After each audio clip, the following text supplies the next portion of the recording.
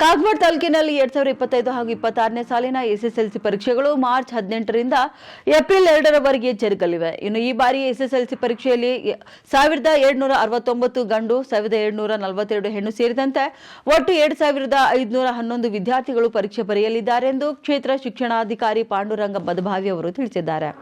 ಅವರು ಸ್ಥಳೀಯ ಕ್ಷೇತ್ರ ಶಿಕ್ಷಣಾಧಿಕಾರಿಗಳ ಕಾರ್ಯಾಲಯದಲ್ಲಿ ತಹಶೀಲ್ದಾರ್ ರವೀಂದ್ರ ಹಾದಿಮನಿ ಅವರ ಅಧ್ಯಕ್ಷತೆಯಲ್ಲಿ ಹಮ್ಮಿಕೊಂಡ ಎಸ್ಎಸ್ಎಲ್ಸಿ ಪರೀಕ್ಷೆಯ ಪೂರ್ವಭಾವಿ ಸಭೆಯಲ್ಲಿ ಮಾತನಾಡಿ ಅವರು ಒಟ್ಟು 6 ಪರೀಕ್ಷಾ ಕೇಂದ್ರಗಳಿದ್ದು ಸುಮಾರು 105 ಕೊಠಡಿಗಳಲ್ಲಿ ವಿದ್ಯಾರ್ಥಿಗಳಿಗೆ ಪರೀಕ್ಷೆ ಬರೆಯಲು ಆಸನ ವ್ಯವಸ್ಥೆ ಮಾಡಲಾಗಿದೆ.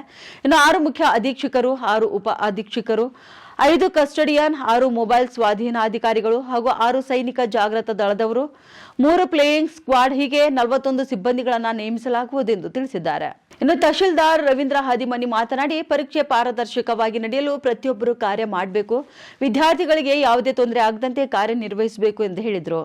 ತಾಲೂಕಾ ಪಂಚಾಯತ್ ಕಾರ್ಯನಿರ್ವಾಹಕ ಅಧಿಕಾರಿ ವೀರಣ್ಣ ವಾಲಿ ಮಾತನಾಡಿ ಪರೀಕ್ಷಾ ಕೇಂದ್ರದ ಸುತ್ತಮುತ್ತಲಿನ 200 ಮೀಟರ್ ಪ್ರದೇಶದಲ್ಲಿ ಸಾರ್ವಜನಿಕರು ಯಾರು ಅನಧಿಕೃತವಾಗಿ ಪ್ರವೇಶವನ್ನ ಮಾಡದಂತೆ ನಿಷೇಧಾಜ್ಞೆಯನ್ನು ಜಿಲ್ಲಾಧಿಕಾರಿಗಳು ಜಾರಿಗೊಳಿಸಿದ್ದಾರೆ ಎಂದು ಹೇಳಿದ್ದಾರೆ. ಇನ್ನು ಸಭೆಯಲ್ಲಿ ಪಿಎಸ್ಐ ರಾಘವೇಂದ್ರ ಖೋತಾ, ಸಿಡಿಪಿಒ ರವೀಂದ್ರ ಗುದಿಗೆನವರ್, ವೈದ್ಯಾಧಿಕಾರಿ ಡಾಕ್ಟರ್ ಪುಷ್ಪಲತಾ ಸುಣ್ಣದ್ಕಲ್, ದೈಹಿಕ ಪರಿವೀಕ್ಷಕರು ಎಂವೈ ಪೂಜಾರಿ, ಶಿಕ್ಷಣ ಸಂಯೋಜಕ ಭರತ್ ಬಿಲ್ವಾಡೆ, ಪ್ರಶ್ನೆ ಪತ್ರಿಕೆ ಪಾಲಕರು, ಸ್ಥಾನಿಕ ಜಾಗೃತ ದಳ, ಮೊಬೈಲ್ ಸ್ವಾಧೀನಾಧಿಕಾರಿಗಳು ಸೇರಿದಂತೆ ಅನೇಕರು ಉಪಸ್ಥಿತರಿದ್ದರು.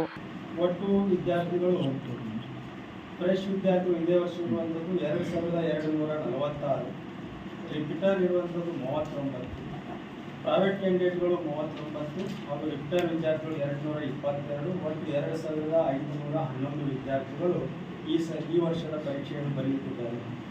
ಇದರಲ್ಲಿ ನಾವು 6 ಕೇಂದ್ರಗಳನ್ನು ಆಯ್ಕೆ ಮಾಡಿದ್ವಿ. ಆ 6 ಕೇಂದ್ರಗಳನ್ನು ಕಾಗವಾಡ, ಐನಾಪುರ, ಮೋಳೆ, ಶಿರಗುಪ್ಪಿ, ಶೇರ್ವಾಡ ಹಾಗೂ ಹುಗಾರ್ KH ಇಲ್ಲಿ 6 ಕೇಂದ್ರಗಳಲ್ಲಿ ನಮ್ಮ ವಿದ್ಯಾರ್ಥಿಗಳು ಪರೀಕ್ಷೆಯನ್ನು ಬರೆಯುತ್ತಿದ್ದಾರೆ. ಆ ಕೇಂದ್ರಗಳಲ್ಲಿ ನಾವು ಈಗಾಗಲೇ ಪರೀಕ್ಷಾ ಮಂಡಳಿ ನಿರ್ಣಯದ ಪ್ರಕಾರ CC ಕ್ಯಾಮ್ರಾಗಳನ್ನು ಅಳವಡಿಸಲಾಗಿದೆ.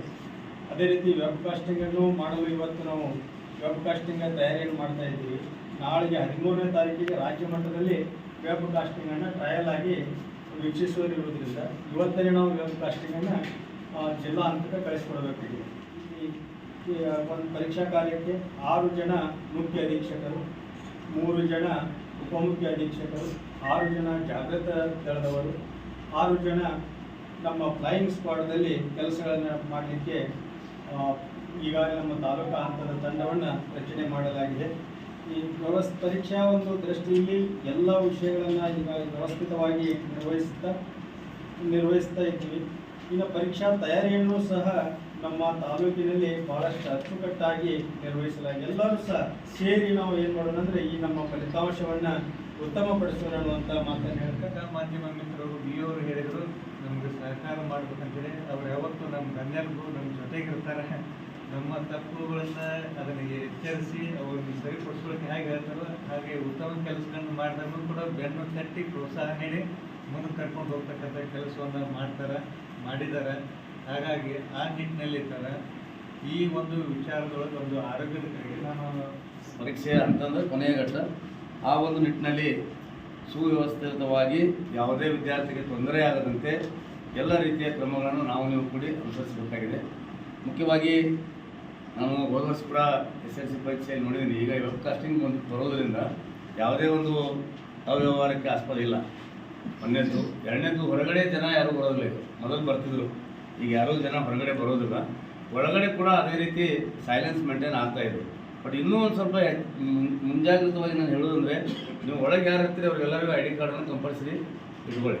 ಯಾರೇ ಇರಲಿ, ಒಳಗೆ ವಾಟರ್ಮನ್ ಇರ್ಬೋದು, ಯಾರೇ ನಿಮ್ಮ ಸ್ಟಾಫ್ ಇರ್ಬೋದು, ಎಲ್ಲರಿಗೂ ID ಕಾರ್ಡನ್ನು ಇಟ್ಕೊಳ್ಬೇಕು. ಯಾಕಂದರೆ ಸ್ಟೇಟ್ ಟೀಮು ಅಥವಾ ಡಿಸ್ಟ್ರಿಕ್ಟ್ ಟೀಮ್ ಕೂಡ ಸ್ಕ್ವಾಡ್ಸ್ ಬರ್ತವೆ, ಲೋಕಲ್ ಸ್ಕ್ವಾಡ್ಸ್ ಕೂಡ ಇಲ್ಲಿ ಬರ್ತಾರೆ. ಅದಕ್ಕಾಗಿ ಪರೀಕ್ಷಾ ಮುಖ್ಯಸ್ಥರು ಆ ಒಂದು ನಿಟ್ಟಿನಲ್ಲಿ ಕ್ರಮ ತಗೋಬೇಕು. ಆಮೇಲೆ ಮೊಬೈಲ್ ಕೂಡ ಜಾಗೃತರಿರಬೇಕು. ಮೊಬೈಲ್ ಆಫೀಸರ್ ಅಂತೇಳಿ ಅವ್ರನ್ನ ಸಪ್ರೇಟಾಗಿ ನೇಮಿಸಿದ್ದಾರೆ. ಅವ್ರ ಹತ್ರನ ಮೊಬೈಲ್ ಇರಬೇಕು. ಎಕ್ಸೆಪ್ಟ್ ದಟ್ ಚೀಫ್ ಕಸ್ಟೋಡಿಯನ್ ಬಿಟ್ಟರೆ ಬೇರೆ ಯಾರ ಕಡೆನೂ ಮೊಬೈಲ್ ಇರ್ತಕ್ಕದ್ದಲ್ಲ.